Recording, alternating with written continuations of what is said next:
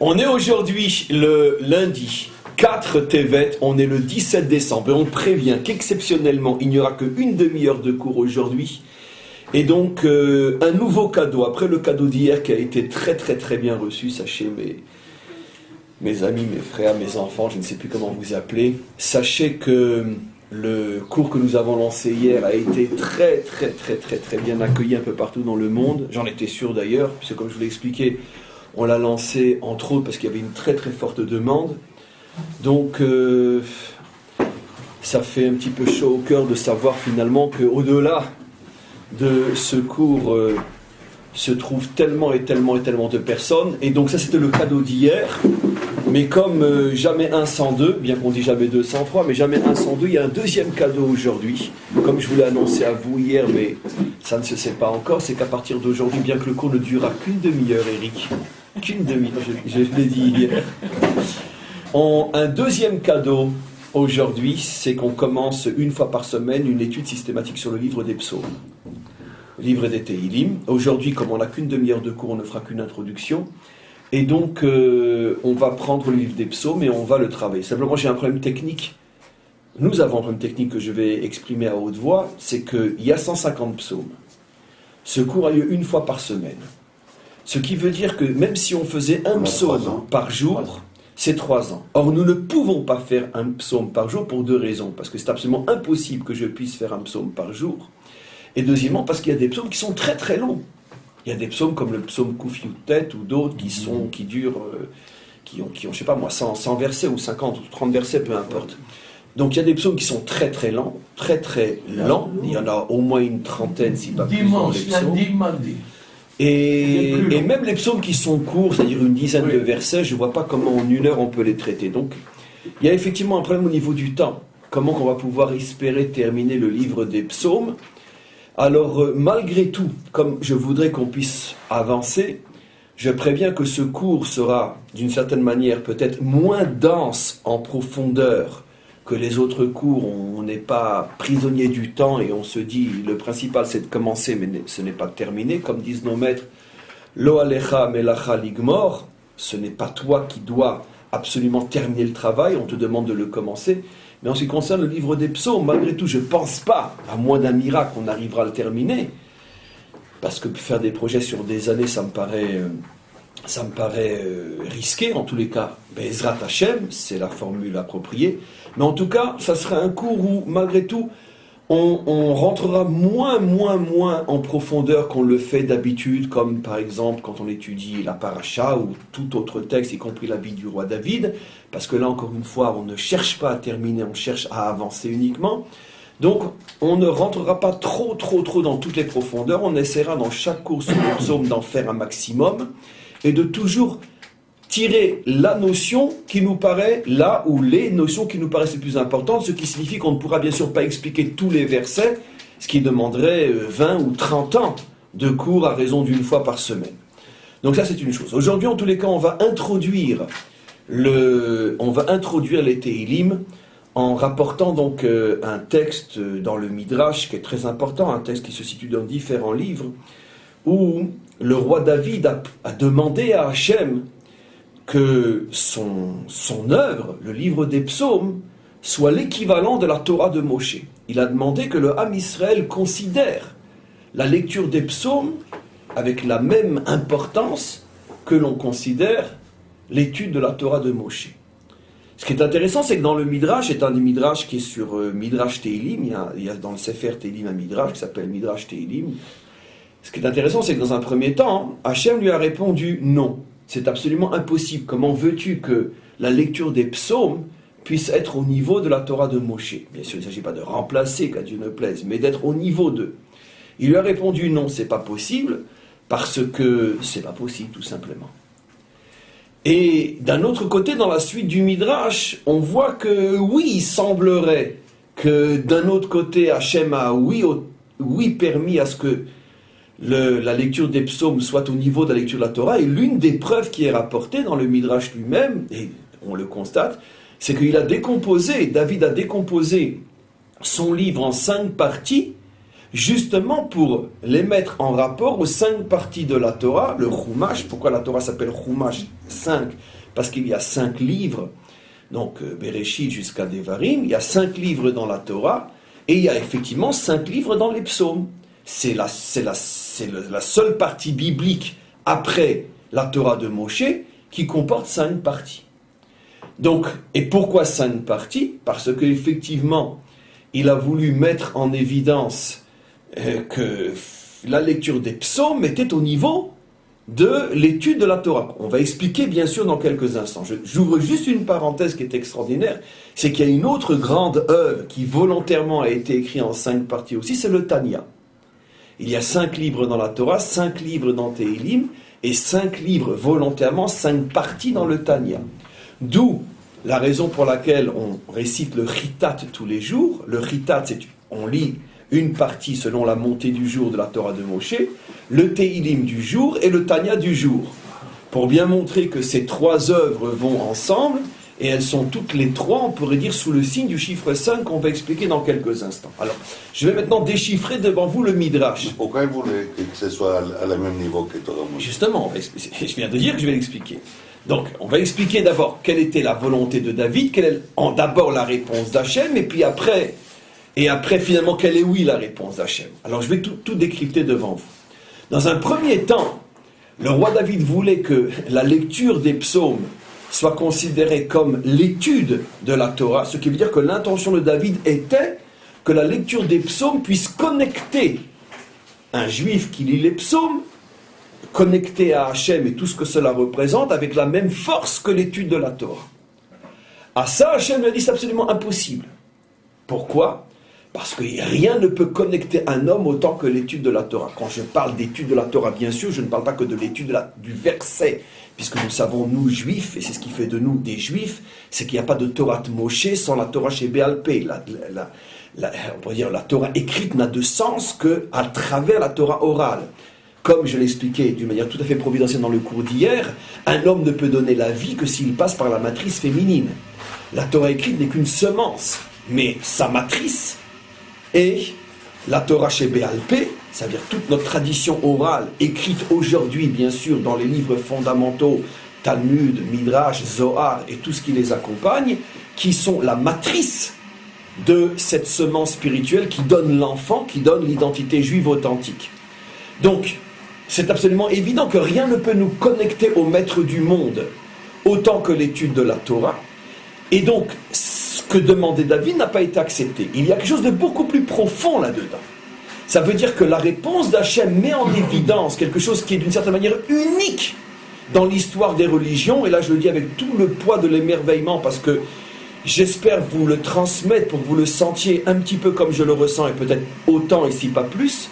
Ce qui est d'ailleurs mon souhait à chaque fois quand j'enseigne, qu'on puisse de loin me dépasser. En tous les cas, ce que je vais vous faire ressentir, c'est que dans la réponse d'Hachem, dans la demande de Moshe, dans la demande de David, et entre la demande de David et la réponse d'Hachem, se joue quelque chose d'absolument fondamental. La demande de David,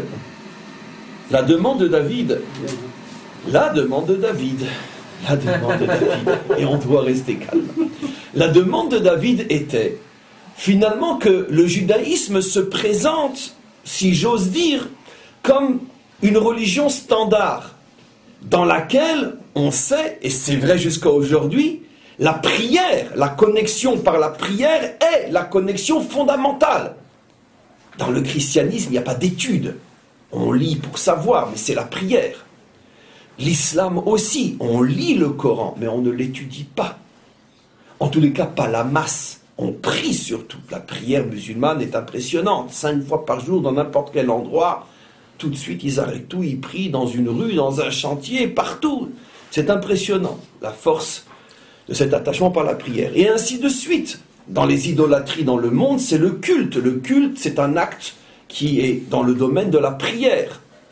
Mais la notion d'étude, et surtout d'étude populaire, ça veut dire qu'on n'est pas juif dans le sens véritable, si on n'étudie pas, puisque l'ordonnance de Ve'igita bo yomam valaila, et tu étudieras jour et nuit, s'adresse à chaque juif en particulier, avec la même importance, et beaucoup plus encore que de mettre les tfilines.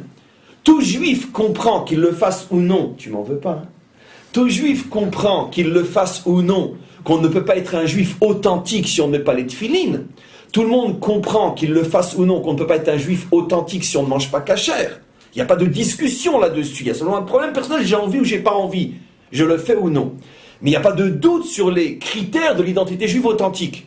De la même manière, l'étude de la Torah pour chacun d'entre nous, ce que font des millions de juifs dans le monde, un petit peu le matin, un petit peu le soir au moins, est aussi important que mettre les tefilines ou manger kasher. C'est un fait unique. Nous sommes la seule religion au monde, je dis bien la seule, et si je le dis c'est que je le sais, la seule religion au monde qui place l'étude de ces textes sacrés, excusez-moi la traduction et le gros mot, qui place l'étude de ces textes sacrés comme étant le fondement de l'identité religieuse du croyant. Excusez-moi encore une fois la traduction et les gros mots en français. C'est la seule religion au monde qui place à ce point haut le niveau de l'étude, au point que nos maîtres disent Talmud Torah keneged kulam. L'étude de la Torah est au-dessus de tous. Maintenant, il fallait l'erreur ou la tentative de David pour mieux comprendre la réponse. Grâce à son erreur, si j'ose dire, il a mis en évidence le secret de l'identité juive religieuse authentique. David pensait que peut-être que dans le judaïsme aussi, on va élever la prière au niveau de ce qu'elle est dans toutes les religions, le culte, au moins aussi haut que l'étude. Attention, David savait que le summum c'est l'étude. David savait qu'il n'est pas question de dépasser l'étude. Mais David pensait la chose suivante. Dans toutes les autres religions, il n'y a que la prière et le culte. Et accessoirement l'étude ou pas du tout. Dans le judaïsme, l'étude est au sommet. Mais au moins faisons de la prière ce que les autres religions font de la prière, qu'elles soient au moins au niveau du sommet elles aussi. Lui répond Hachem et il lui dit la chose suivante, et ça c'est bouleversant. Bouleversant. Un juif est celui qui prie, un juif est celui qui étudie, plus encore que ce qu'il prie. En ce sens-là, la religion juive est fondamentalement différente de toutes les autres religions. Pas que la prière n'est pas importante, mais dans la hiérarchie des valeurs du judaïsme, la prière vient tout de suite après, mais après l'étude. D'abord l'étude. Deuxième position. אומרים שבן אדם הקדיש את חייו ללימוד תורה, לא להתפלל. נכון, mais bien sûr, évidemment. Chez nous, un maître est un géant de Torah, pas un géant de prière.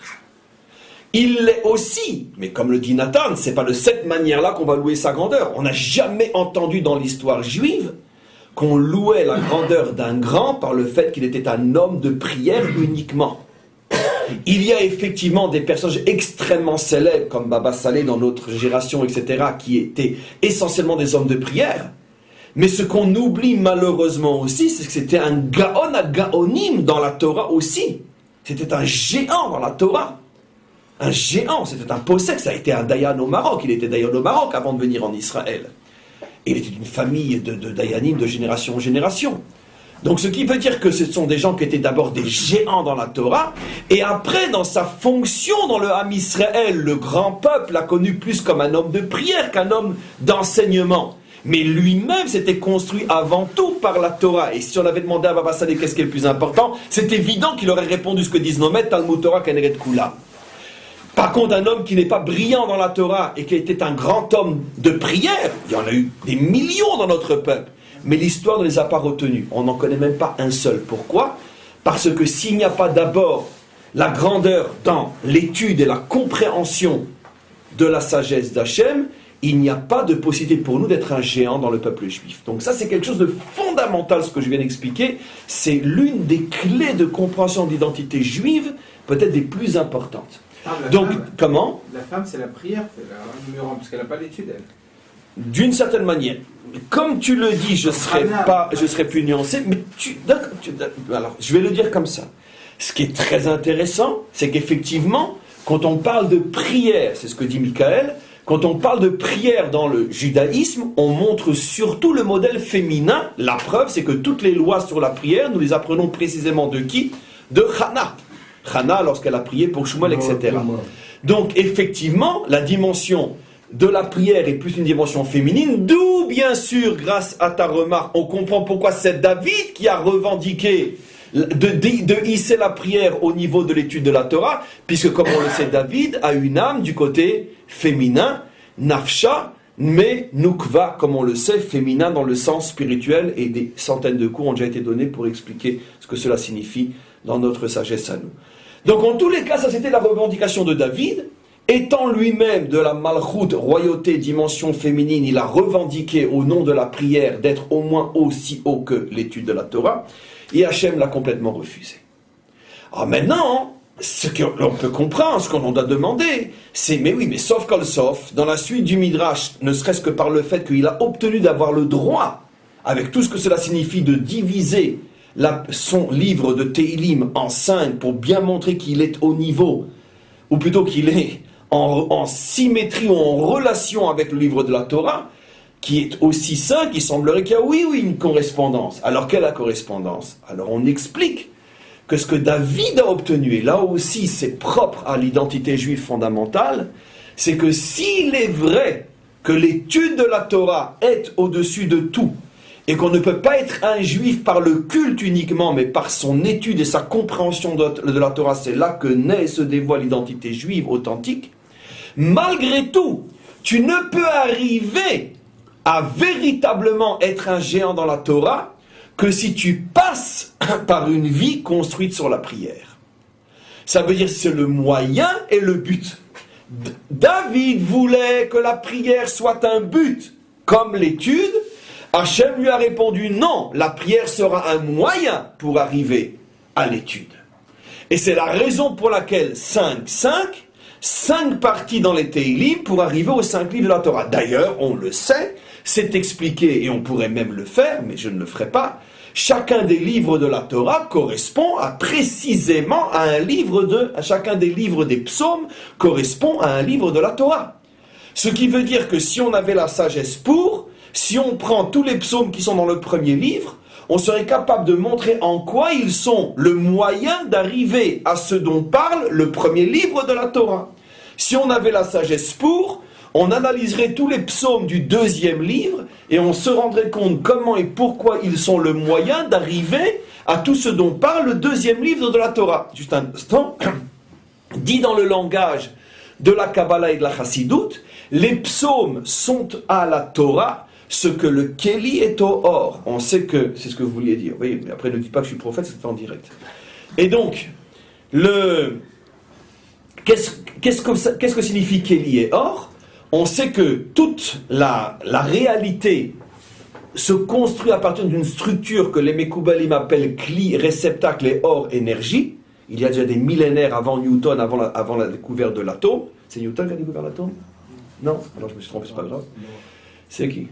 Niels Bohr.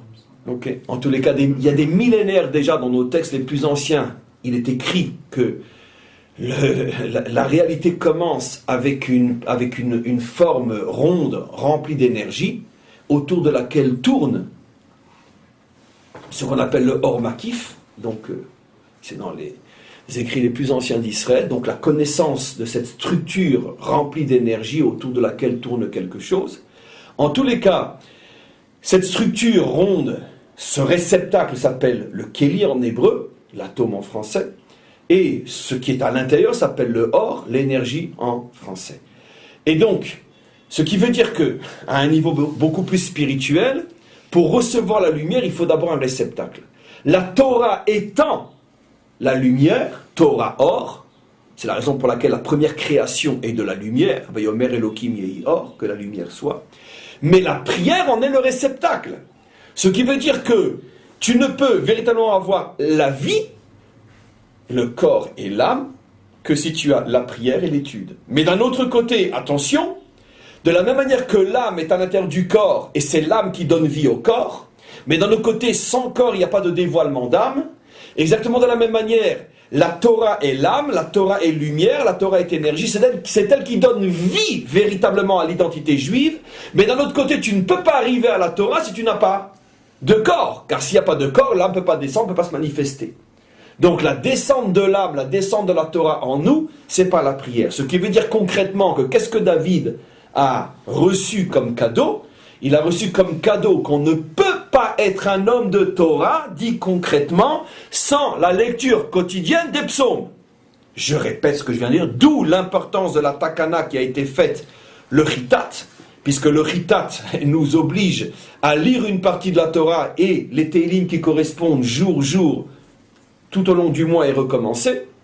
Ce qui veut dire quoi? Je répète ce que je dis, on ne peut pas être un homme de Torah sans la lecture des psaumes tous les jours. Je répète, 3 fois pour qu'il y ait une razaka, parce que sinon à quoi sert ce cours? On ne peut pas être un homme de Torah sans la lecture des psaumes tous les jours. Ce qui veut dire que supposons quelqu'un qui a le cerveau d'un Einstein, et il y en a des millions dans notre peuple, sauf qu'ils sont moins connus parce qu'ils ne sont pas dans le domaine de la physique, mais donc ce qui intéresse le monde. Mais supposons que quelqu'un ait le cerveau d'un Einstein et qui est capable de comprendre la Torah à un niveau inimaginable, s'il ne consacre pas tous les jours un temps à la lecture des psaumes, d'accord, il ne comprendra pas la Torah. Dans impossible. il y a des psaumes. Comment? Alors, bravo. Et c'est tellement important, c'est le super bravo. Nos maîtres savaient qu'il est absolument impossible que la Torah puisse s'ouvrir à un juif s'il ne récite pas aussi des psaumes. Et nos maîtres, connaissant tellement bien la nature humaine, savent que les psaumes, j'y pense et puis j'oublie, d'accord? Ils nous ont imposé, malgré nous, sans qu'on le sache, à lire les psaumes tous les jours, au moins certains psaumes, puisque 90% de la prière juive, ce sont des psaumes que l'on lit. D'où après, ils nous ont copié, ils nous ont tout piqué. Une fois de plus. Mais quoi qu'il en soit, la prière juive depuis des millénaires, depuis David Améler, donc depuis pratiquement 2800 ans, est fondée sur les psaumes. Donc, que tu le veuilles ou non. Maintenant, c'est évident que ce sont des psaumes très basiques et toujours les mêmes. Donc c'est évident que Kol HaMosif, Mosifimlo, plus un homme rajoute et plus on lui rajoute. Donc c'est clair qu'on a intérêt, nous, à faire ce que font des millions de juifs, prendre le Sefer Tehilim et il y a 150 psaumes, 30 jours dans un mois, en gros 5 psaumes par jour, ça prend 10 minutes pour des gens comme nous, si pas 3, si pas 4, des fois ça va beaucoup plus vite. 10 minutes à consacrer, tu lis les psaumes du jour. Il y en a qui font un peu mieux, enfin un peu mieux, c'est un Ifer en Minac, c'est qu'ils coupent le livre de Télim en 7, ce qui veut dire 150 par 7, une vingtaine de Télim par jour, et ils terminent le livre de Télim toutes les semaines. Il y en a comme M. Octorza qui font le livre de Télim tous les jours. Tous les jours. Oui, monsieur. Oui, monsieur. C'est pour ça que c'est mon plus vieil élève. Et dans les deux sens. Et il est là depuis 10 ans. Qu'est-ce que j'ai dit? Lecteur de Télim, on s'accroche à la Torah. C'est incroyable, hein? C'est pas un hasard. En tous les cas, la lecture des Télim est absolument fondamentale. Si on a gagné ça aujourd'hui, c'est déjà absolument incroyable. Donc, comme d'un côté, on a une obligation d'étudier tous les jours, et d'un autre côté, nos maîtres savaient que Hachem a promis à David qu'on ne peut recevoir la lumière de la Torah que si on a le réceptacle des Télim. Qu'est-ce qu'ont fait nos maîtres? Eh bien, ils nous ont obligés, sans qu'on s'en rende compte, à lire les Télim tous les jours, ne serait-ce que dans le livre de prière. Donc c'est quelque chose qui est très important. Maintenant, au niveau de la Kabbalah et de la Chassidoute, on comprend encore beaucoup plus le lien entre Moshe et David.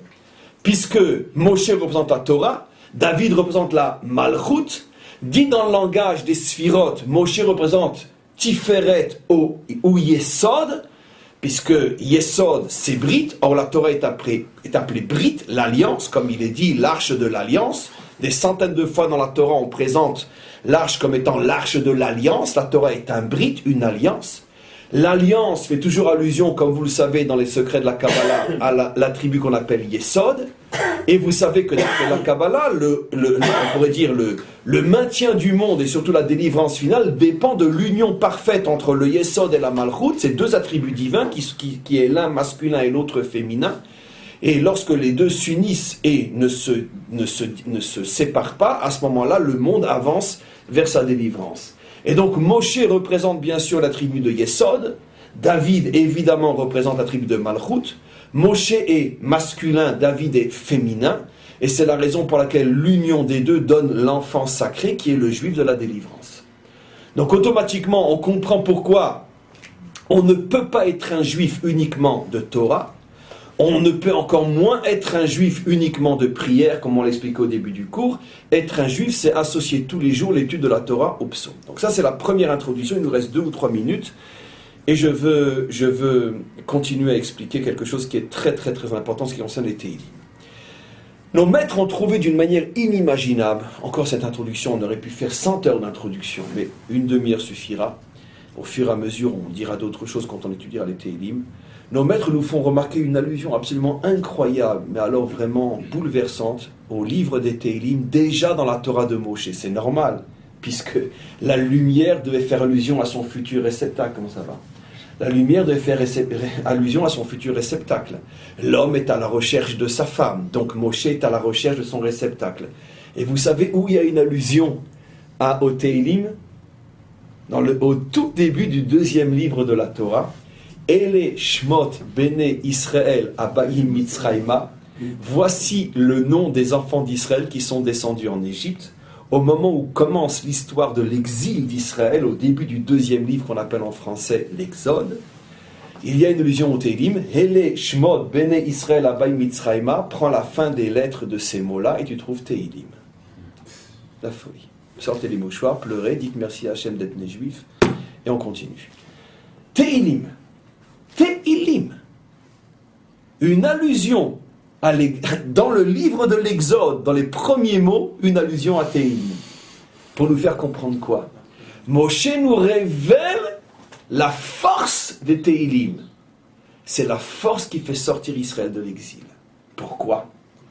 Puisque dans ce verset-là, disent nos maîtres, il y a une allusion, non seulement au niveau du pshat, sens premier à l'exil, au début, mais il y a surtout une allusion à la délivrance future. Qu'est-ce que disent nos maîtres ? Et les Shmot ben Israël Abaim Mitzrayma, c'est parce que les Juifs n'ont pas changé leur nom, même en Égypte, qu'ils ont pu en sortir. Le refus de l'assimilation. La nuque raide du peuple juif qui nous a sauvés pendant tous ces exils. Un Juif préfère mourir debout que de vivre à genoux. Un vrai. Et donc automatiquement, cette nuque raide, le fait qu'on n'a jamais voulu changer notre nom, notre identité, malgré toutes les pressions et les dépressions, c'est ce qui nous a sortis d'Égypte. C'est la raison pour laquelle on dit les noms d'Israël sont descendus en Égypte. Ça veut dire qu'ils ne sont pas arrivés à changer notre identité. Et c'est pas faute d'avoir essayé. Et le secret est, et par quel mérite ? Quelle a été notre force ? Téhilim, la lecture des psaumes. Parce que qu'est-ce que c'est la lecture des psaumes ? C'est quoi les psaumes ? C'est un concentré 100% force naturelle. Force surnaturelle, excusez-moi. Concentré de 100% force surnaturelle. Quand on comprend ce qu'on lit dans les psaumes, mais qu'est-ce qu'on lit ? On lit à travers l'histoire d'un personnage, il n'y a pas que David comme on verra, on lit comment l'homme trouve en lui des forces surhumaines pour tout surmonter. C'est la lecture des psaumes qui, comme on le sait, ont permis à notre peuple de traverser l'enfer, surtout de ce dernier exil. Parce que ce dernier exil était vraiment l'enfer. Et sans les psaumes, on aurait sans doute disparu à l'intérieur de cet enfer. Et donc, c'est la raison pour laquelle Moshe, prophète, a vu tous les exils d'Israël, pas seulement celui de l'Égypte. Il a vu qu'un jour, Israël serait dans des situations d'exil ô combien plus dramatiques que celui de l'Égypte. Et comment le Ham Israël pourra s'en sortir ? Comment va-t-il garder son nom, son identité ? Téhilim. Donc ce qui veut dire que c'est plus fort encore que ce que j'ai expliqué jusqu'à présent. C'est pas seulement que les Téhilim sont le réceptacle de la Torah, c'est aussi et surtout que les Téhilim sont la force libératrice cachée à l'intérieur de chaque juif. Ce qui veut dire que dans un moment difficile, dans un moment d'épreuve, dans un moment de douleur, c'est sûr que la Torah ne suffit plus. Pour construire l'identité juive, il n'y a que la Torah, ou au-dessus de tous, disons-le. Mais dans les moments de mashber, dans les moments de grande difficulté, il n'y a que les psaumes. Et ça, c'est ce qui a été donné à David. Donc c'est la raison pour laquelle, dans notre peuple, finalement, la véritable place des psaumes, c'est pas le culte, comme dans d'autres religions, c'est surtout la force qui nous permet de surmonter l'épreuve. Donc ça, c'est le sens des Téhilim. Je terminerai juste cette introduction en rappelant la chose suivante. Alpi Sod, cette fois-ci. Et dans le Zohar, dans les Sfarim des Mekoubalim, etc., on explique des choses sur la lecture des psaumes qu'on ne peut même pas imaginer.